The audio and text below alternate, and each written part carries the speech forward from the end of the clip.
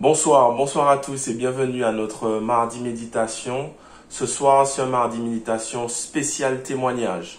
Notre invité, c'est Eugène Jean-Michel Mangata et vous allez entendre un témoignage extraordinaire, comment Dieu a transformé la vie de Jean-Michel. Je vous laisse l'écouter et on se revoit tout de suite après. Soyez bénis. Bonjour, comme le pasteur David vous l'a déjà dit, je me présente encore, c'est Eugène Jean-Michel Mangata.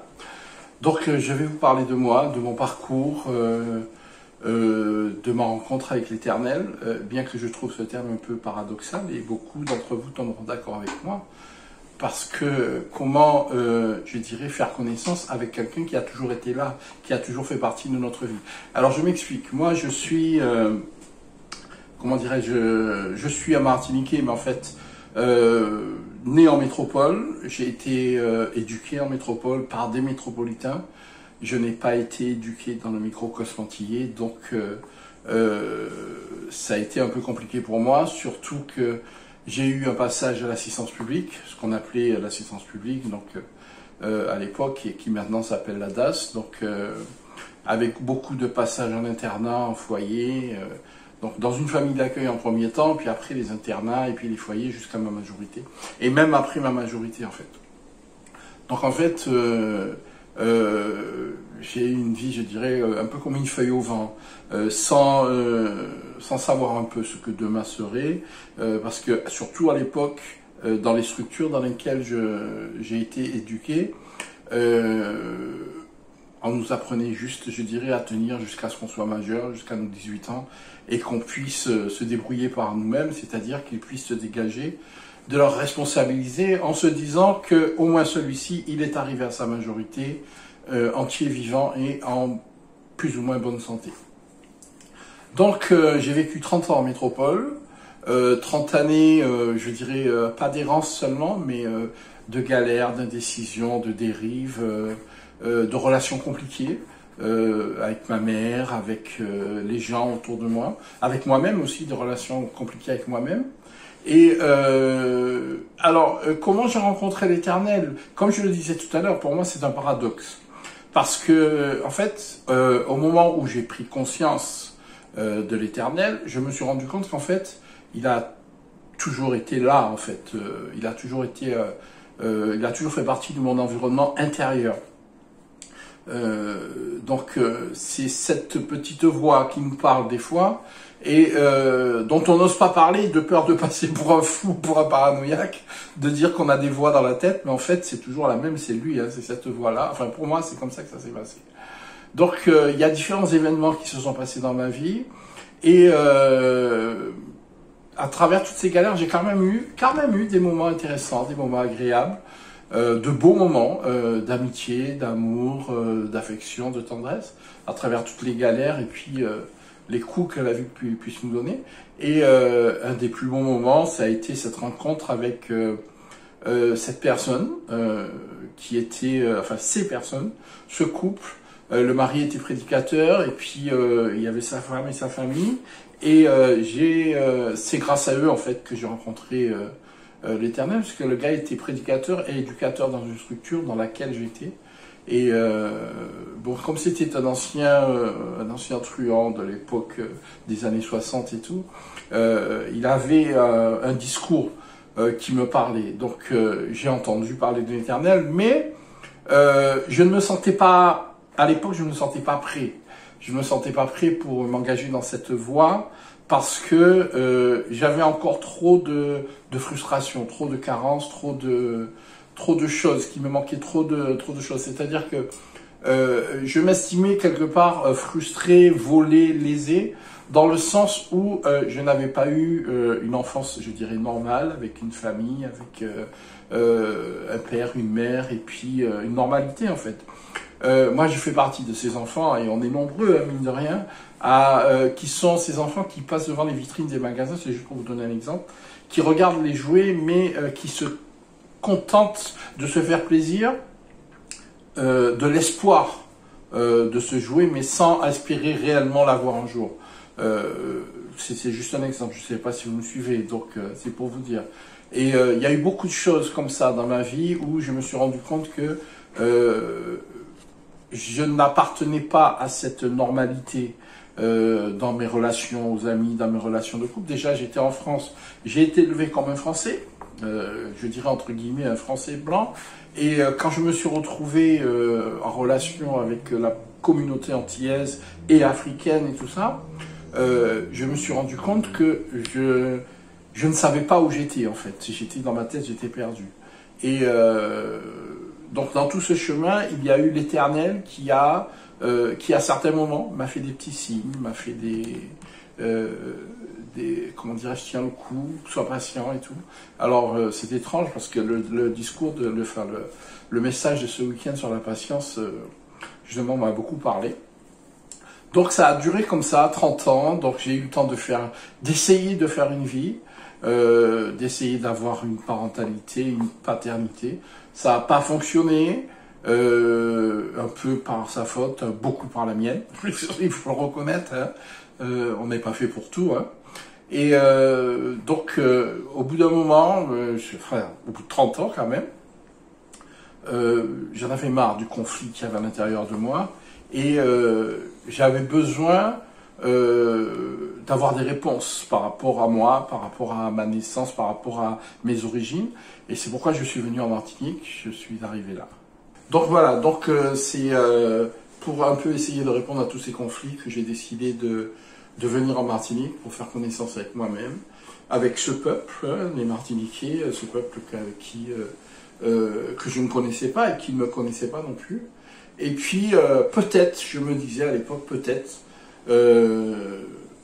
savoir un peu qui est l'Éternel, parce que j'ai toujours eu cette phrase dans ma tête, comme quoi les Antilles sont les terres du dernier combat de l'Éternel. C'est-à-dire que pour moi, nous sommes les derniers peuples de la terre, puisque nous sommes un peuple qui a été construit par des peuples. Et je pense que nous, Antillais, nous avons notre part à faire avec l'Éternel. Donc je suis arrivé ici, d'abord c'était la catastrophe, hein, je vous dis franchement, je suis arrivé ici d'une manière comme un cheveu sur la soupe, personne ne m'attendait, je ne savais pas ni où, ni quoi, ni comment, et je suis vite parti à la dérive. Parce que ça n'a pas marché chez mon frère, ça n'a pas marché, je ne suis pas allé dans ma famille parce que je ne les connaissais pas, et j'avais peur que ça se passe mal. Je voyais comment ça se passait en France, hein, quand les Antillais venaient en vacances. La famille venait en vacances, ils étaient toujours bien reçus, mais quand ils venaient pour s'installer et qu'ils restaient chez le frère ou chez la sœur, au bout d'un mois, 2 mois, bon, c'est la galère dans la maison et tout, puis on n'en peut plus, on se dispute, on se fâche, et les familles se déchirent comme ça. Et moi, j'ai pas voulu ça avec ma famille, j'ai dit je ne les connais pas, je ne veux pas avoir de mauvaises ondes avec eux, donc je l'ai pris tout seul, comme je l'avais toujours pris. Et je me suis vite retourné vers ce que je connaissais, c'est-à-dire la galère, l'errance, la consommation de drogue. Puisqu'en métropole, j'ai toujours consommé, hein, pratiquement, depuis l'âge de 13-14 ans. Hein. Donc, j'ai consommé de l'herbe là-bas, du shit, de l'herbe. Et quand je suis arrivé ici, j'ai goûté au crack, j'ai eu le malheur de goûter au crack. Et ça m'a pris 22 ans de ma vie. Donc le crack, ça m'a pris 22 ans d'errance, de galère, à dormir dans les ghettos, à faire des jobs sur les marchés, mais aussi à fouiller dans les poubelles, à avoir des tenues pas possibles, à se laver une fois tous les... vraiment, quand nous, on se supporte plus, donc ça veut dire ce que ça veut dire. Beaucoup de choses comme ça. Et donc ça a duré comme ça pendant 22 ans, en fait.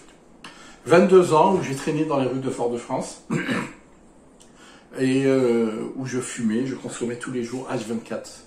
Et en fait, je travaillais pour consommer, je consommais pour travailler, tout ce que... Alors quand je dis je travaillais, c'est qu'en fait je faisais des jobs sur le marché, je jobais dans les magasins, je dépotais des containers, des trucs comme ça.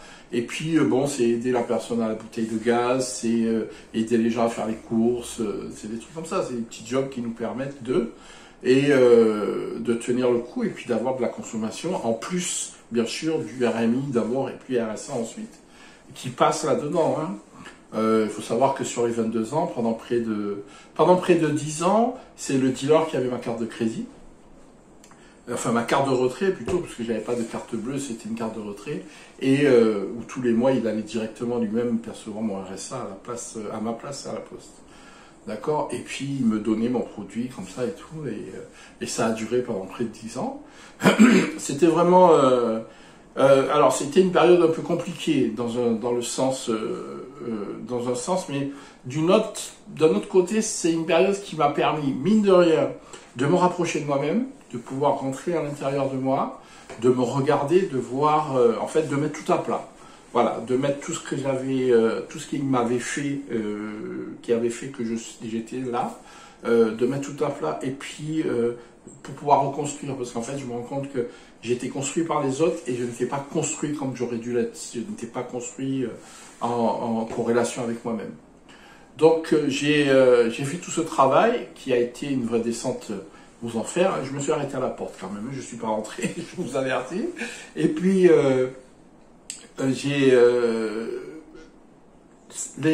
le jour de la fin, l'année de mes 49 ans en fait, à la fin de l'année, au moment de Noël, j'étais dans un ghetto près de la mairie, près du marché, du moins à Fort-de-France, et les gars de la mairie, la police municipale, ils sont venus et ils ont fermé le ghetto sur moi. Et j'ai dit bon, là c'est bon, j'en ai marre, j'ai 50 ans, j'ai dit bon, c'est bon, là il faut que je trouve une solution et tout, je peux pas rester comme ça et tout. Et dans la nuit du 1er au 2 janvier, en fait, j'ai passé la nuit dehors à fumer et tout, et le matin, donc je suis allé me coucher vers 2h du matin, je me suis réveillé à 8h de janvier, je suis sorti et sans réfléchir en fait, je suis parti pour aller acheter mon pain à la boulangerie, et quand je suis arrivé devant la boulangerie, il y avait un gars que je connaissais, un autre John Puy là qui faisait sa manche. J'ai ouvert ma sacoche et je lui ai donné ma pipe. Alors la pipe c'est l'instrument en cuivre qu'on se sert pour fumer, le morceau de crack, la cigarette, le briquet, je lui ai tout donné, et j'ai décidé d'arrêter de fumer. Mais j'ai dit à l'Éternel, je dis voilà, moi tout ce que je veux que tu m'enlèves l'envie de fumer. C'est-à-dire que je ne veux pas me réveiller demain matin avec l'envie de fumer, c'est-à-dire que je ne veux pas faire 6 mois de cure, de travail, de reconstruction, et me retrouver avec ce qu'on appelle dans le jargon de la toxicomanie, enfin de la réinsertion en toxicomanie, un craving, c'est-à-dire une subite envie de fumer, et puis tout foutre en l'air, et recommencer, repartir, et tout. Je ne veux pas ça, je ne veux pas. Donc c'est soit on s'arrête là, soit on s'arrête pas. J'arrive à 50 ans cette année, on était en 2012, j'ai dit voilà. Et ben apparemment l'Éternel m'a pris au mot, il m'a écouté quoi. Parce que effectivement, je me suis rendu compte que j'avais plus envie de consommer et que c'était pas si compliqué que ça, mais qu'il fallait que je mette des choses en place. Je ne pouvais pas simplement m'arrêter de consommer. Donc alors j'ai recommencé petit à petit, timidement, à relire ma Bible. En fait c'était un petit livre des Gédéons. Donc j'ai recommencé à lire ça un peu, et puis à mettre des choses en place, c'est-à-dire à me rapprocher de l'unité du XAPA de Clarac, qui est une unité de travail sur l'insertion et la désintoxication et le travail d'après, qui est un très bon service, hein, avec une très bonne équipe, qui a été initié justement par le professeur Charles Nicolas, Aimé Charles Nicolas, pour ceux qui connaissent. Et j'ai fait un travail chez eux, donc d'abord en ambulatoire, en allant là 1 fois, 2 fois par semaine, et puis en faisant de l'acupuncture, en ayant des séances des groupes de parole, en assistant à des groupes de parole, à des groupes de soutien, des groupes comme Narcotiques Anonymes, qui sont l'équivalent des alcooliques anonymes. Et alors, ce qui m'a conforté dans le sens que je faisais le bon choix, c'est que dans ces groupes de parole de Narcotiques Anonymes, ils ont ce qu'on appelle la prière de la sérénité, que tout le monde connaît, et ils parlent d'une puissance supérieure. Donc chacun est libre dans le groupe de lui donner le nom qu'il veut, la forme qu'il veut, l'image qu'il veut. Pour moi, c'est l'image qui est venue, c'est l'image de Dieu, et puis à travers Jésus et tout. Et ça a été pour moi un travail qui s'est fait, je dirais presque plus facilement que ce que j'aurais cru. C'est-à-dire que quand je voyais les autres qui s'en sortaient, qui retombaient, qui se relevaient, qui ressortaient, je me disais ça va être compliqué pour moi. Et en fait, je me rendais compte que ça pouvait ne pas être compliqué si on avait la volonté.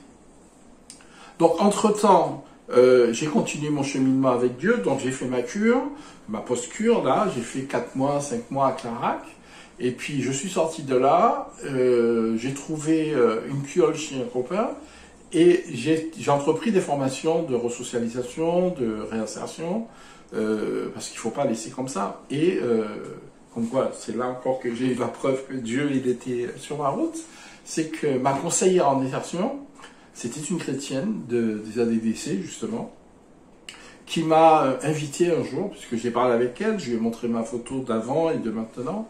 Je lui ai expliqué, j'ai fait un petit témoignage.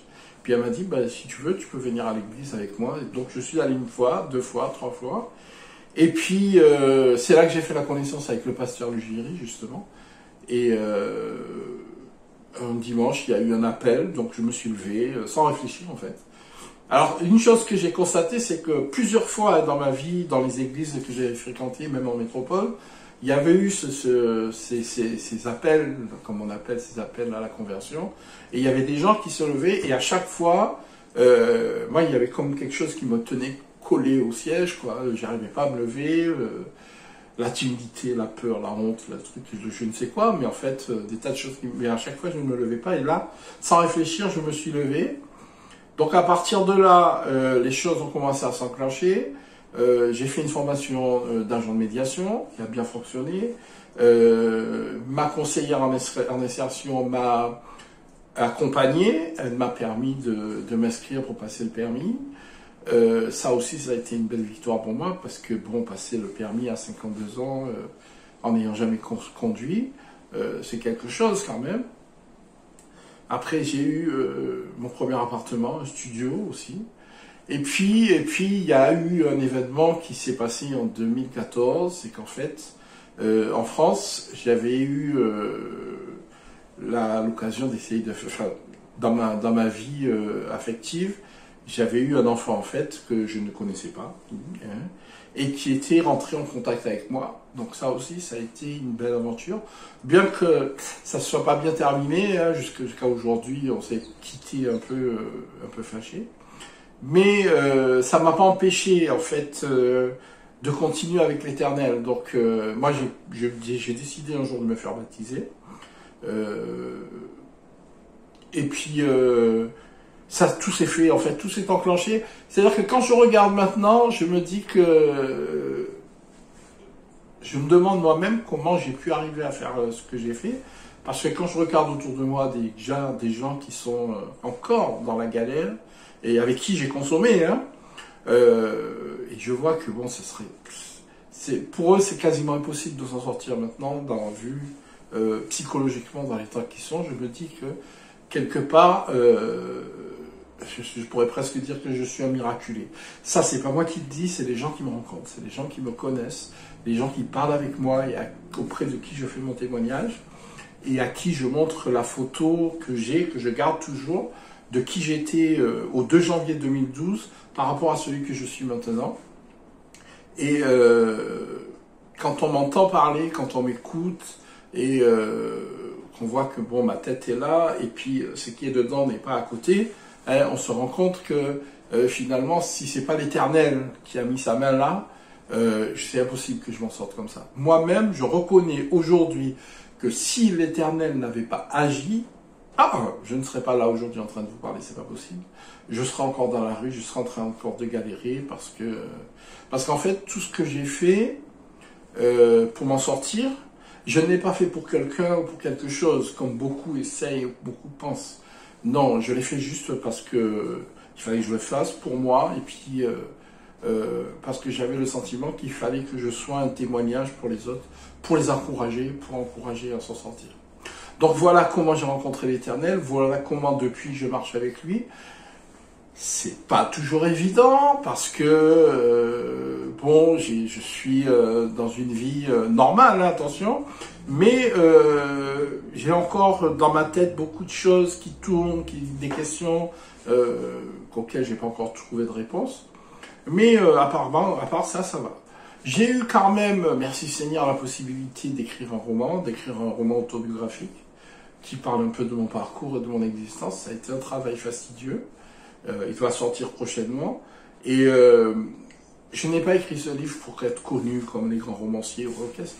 Je l'ai écrit parce que j'avais des choses à dire et que pour moi, c'est la matérialisation, la preuve concrète que je suis arrivé de l'autre côté de ce fameux désert. J'ai fait mes 40 ans, j'ai fait mon Dieu. Et là, je pense que je suis, comme on dit dans le langage de la toxicomatie, hors produit, et que dans ma vie, ben, ça se pose. Maintenant, ça se pose. Donc voilà, donc c'est vrai que dans tout ce parcours, il y a eu aussi ma rencontre avec l'église du Nazaréen, hein, donc cette église, où on m'a donné l'opportunité de pouvoir œuvrer à l'intérieur, notamment par le sein du MEDEFDI et puis de l'école biblique des vacances et de la caravane. Et pour moi, ça a été vraiment une gratification, vraiment. Pour moi, ça a été la reconnaissance que l'Éternel lui-même m'accorde quelque part, je dirais pas le salut, mais que l'Éternel lui-même, il reconnaît que j'ai fait vraiment un travail sur moi-même, parce qu'il m'a permis, c'est lui qui m'a fait confiance pour me donner envie de travailler avec les enfants de l'Église, parce que c'est vrai qu'avec le parcours que j'ai eu, c'est pas forcément évident. Et puis même sur le plan professionnel aussi, je me retrouve à travailler dans une association où on travaille avec les parents d'élèves, avec les élèves. C'est un travail que j'avais jamais fait et dans lequel je me plais. Voilà, j'ai l'impression vraiment de... J'ai pas l'impression de travailler, j'ai vraiment l'impression de travailler pour Dieu, là. Même si c'est une association qui est laïque, à travers les rencontres que je fais, les conseils que j'arrive à donner aux parents, les accompagnements que je fais, j'ai vraiment le sentiment de travailler pour Dieu. La preuve en est, c'est que il y a eu un remaniement total dans les équipes de l'association. Et au siège, là où je suis, nous sommes 4 personnes en permanence, 5 personnes en permanence là, et nous sommes 5 chrétiens, d'obédience ou d'églises différentes, mais nous sommes 5 chrétiens. Je trouve ça extraordinaire quand même, parce que Dieu il fait ce qu'il veut, hein, là où il veut et avec qui il veut, qu'on le veuille ou non. Donc voilà, donc c'est là mon témoignage. Donc moi, ce que je voulais laisser comme message, c'est que je sais que dans l'église, même si on n'en parle pas, il y en a beaucoup d'entre vous qui ont dans leur famille quelqu'un qui est aux prises avec une addiction, que ce soit la drogue, que ce soit le jeu, que ce soit le sexe, que ce soit l'alcool, que ce soit la violence ou quoi qu'est-ce. C'est jamais perdu parce que c'est jamais fini. Il y a toujours une possibilité, il y a toujours une chance, il y a toujours quelque chose, il ne faut pas lâcher l'affaire. Et parce que là où vous pensez que celui que vous voyez dans votre famille qui est au dernier stade, que vous le croyez perdu, foutu, vous ne savez pas le travail que Dieu fait avec lui. Vous ne savez pas le travail que Dieu fait avec lui. Donc ayez confiance, gardez confiance, on y arrive. Il y en a qui arrivent en meilleur état que moi, il y en a qui arrivent en moins bon état que moi, mais on y arrive, on s'en sort quand même, il y en a qui s'en sortent. Donc, si vous avez votre père, votre frère, votre soeur, votre cousine, votre neveu qui est pris dans une addiction, prenez patience, ayez de la compassion, priez avec lui, plus que pour lui, d'accord ? Accompagnez-le, ne le tirez pas, ne le portez pas, ne le poussez pas, accompagnez-le, faites les pas au même rythme que les siens, mais laissez-le faire sa route et vous allez voir qu'un jour, avec la grâce de Dieu, si Dieu a décidé qu'ils en sortent, il s'en sortira. Parce qu'il n'y a que Dieu qui décide ça. Voilà, c'était mon témoignage. J'espère qu'il saura vous convaincre. Et puis, merci Seigneur, et merci l'Église, merci le pasteur. Et merci à vous toutes et à vous tous de m'avoir accueilli au sein de l'Église du Nazaréen. Voilà, merci la famille. Waouh, exceptionnel. De galère en galère, une adolescence difficile, une enfance difficile, consommation de drogue, pour finalement arriver, comme il a dit, aux portes de l'enfer. Mais Dieu, dans sa grâce, l'a retiré de là où il est. Ce soir, c'est un témoignage exceptionnel. Nous voulons encourager tous ceux qui passent par des moments difficiles. Vous avez vu des numéros affichés. On va encore les afficher tout à l'heure. Mais on veut aussi donner la possibilité, l'opportunité à celui ou celle qui est en détresse et qui cherche Dieu. Donc si c'est le cas, juste une simple prière avec beaucoup de foi. Et d'ailleurs, je dirais même avec un peu de foi. Il suffit un peu de foi pour déplacer une montagne. Donc juste un peu de foi. Croire en Dieu. Inviter Dieu dans sa vie et il fera le reste. Si c'est le cas ce soir, juste répète après moi cette prière et Dieu va t'accompagner pour la suite. Père éternel, Dieu Tout-Puissant, Dieu 3 fois Saint, je te demande pardon pour mes péchés, pardon pour mes excès. Aujourd'hui, je reconnais que j'ai besoin de toi. Je crois que Jésus est mort à la croix à ma place pour mes péchés. Aujourd'hui, Jésus, viens dans ma vie. Je te fais mon Sauveur et mon Seigneur. Prends le contrôle de ma vie. Aide-moi à m'améliorer. Aide-moi à changer. Transforme-moi. Dans le nom de Jésus-Christ. Amen. Amen. Juste cette simple prière fait de vous un enfant de Dieu. Ajoutez la foi, ajoutez la volonté, comme a dit notre frère Jean-Michel, et Dieu sera avec vous tout au long de ce chemin. Je vous bénis, je vous dis à très bientôt. Regardez encore les numéros qui vont s'afficher. Que toute la gloire revienne à Dieu. Excellent témoignage. Je bénis encore Jean-Michel. C'est un homme extraordinaire dans notre église. Il fait des choses extraordinaires.